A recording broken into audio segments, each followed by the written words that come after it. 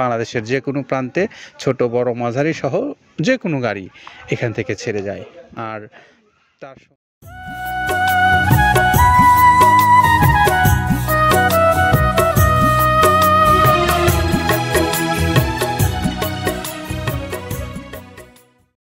দেশের সকল খামারি ভাইদেরকে মৃত্তিকা অ্যাগ্রোফিডে স্বাগতম।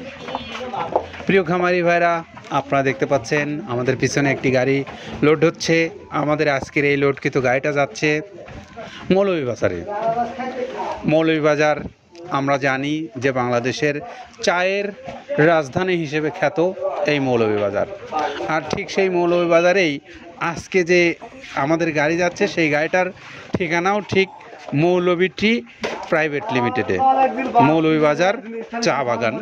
এটা হলো আপনার গিয়াসনগর মৌলভীবাজার। এই আমাদের যিনি আজকের সম্মানিত খামারি তিনি হলেন এই মৌলভীবাজারের মৌলভী প্রাইভেট লিমিটেডের স্বত্বাধিকারী। সেখানেই যাচ্ছে আজকের এই গাড়িটা। 380 বস্তা মাল নিয়ে এই গাড়িটা কিছুক্ষণের মধ্যেই চলে যাবে মৌলভীবাজারে। আমরা প্রতিনিয়ত আপনাদেরকে এই নতুন নতুন আমাদের যে সমস্ত খামারি ভাইরা আছেন এবং আমাদের যে সমস্ত ডিলার ভাইরা আছেন তাদের ভিডিওগুলো প্রতিবেদন আকারে আপনাদেরকে আমরা একটু দেখিয়ে থাকি, যে আপনারা যেন বুঝতে পারেন যে এই মৃত্তিকা অ্যাগ্রোফিডের যে খাদ্যটা, এই খাদ্যটার কোয়ালিটি দিক থেকে এই খাদ্যটা কমছে না বাড়ছে ক্রমবর্ধমানভাবে, সেটার চিত্র তুলে ধরাটাই কিন্তু আসলে মূলত আমাদের এই উদ্দেশ্য। আমরা প্রতিনিয়ত কিন্তু আপনাদেরকে দেখাই যে এই মৃত্তিকা অ্যাগ্রোফিড থেকে বিভিন্ন অঞ্চলে বাংলাদেশের বিভিন্ন জায়গায় গাড়িগুলো ছেড়ে যাচ্ছে। এর থেকেই কিন্তু আমরা যে এই ভিডিওগুলো আপনাদেরকে দেখাই, আপনারা ভিডিওগুলো দেখছেন এবং সেখান থেকে ভালো ফিডব্যাক আমরা প্রতিনিয়ত পাচ্ছি। এটা কিন্তু নিঃসন্দেহে আমরা ভালোভাবে আপনাদের দ্বারা ইন্সপায়ার্ড হচ্ছি। কারণ আমরা চাই যে বাংলাদেশের এই বিশেষ করে এই লাইভস্টক সেক্টরে খাদ্যের যে ভেজাল পণ্য বিক্রির কারণে যে আমাদের পশুগুলোর যে কী পরিমাণে ক্ষতি হয়ে গেছে ইতিমধ্যে, সেটা কিন্তু আমাদের যারা এই বিষয়ে গবেষণা করেন তারা কিন্তু বিভিন্নভাবে বিভিন্ন প্রোগ্রামে বিভিন্ন সেমিনারে কিন্তু এনারা বলে থাকেন যে এই খাদ্যের অতিমাত্রায় ব্যবহারের কারণে যে এখানে যেমন খামারিরা লসের শিকার হচ্ছেন, তেমনি এই আমাদের পশুগুলো কিন্তু বিভিন্ন রোগ বালাই থেকে শুরু করে বিভিন্ন ধরনের মোড়কে আক্রান্ত হয়ে কিন্তু মারা যাচ্ছে এবং বিভিন্নভাবে আমরা ক্ষতিগ্রস্ত হচ্ছি। তো সেইটা যেন না হয়, সেখান থেকে যেন আমরা ভালো খাবার খাওয়াইয়ে আমাদের পশুগুলোকে সুস্থ সবল রেখে আমাদের এই দেশ উন্নয়নে আমরা সবাই ভূমিকা রাখতে পারি, সেই প্রয়াসটা কিন্তু এই মৃত্তিকা অ্যাগ্রোফিড কর্তৃপক্ষ রাখতে চায়। আপনারাও তাকে সহযোগিতা করবেন।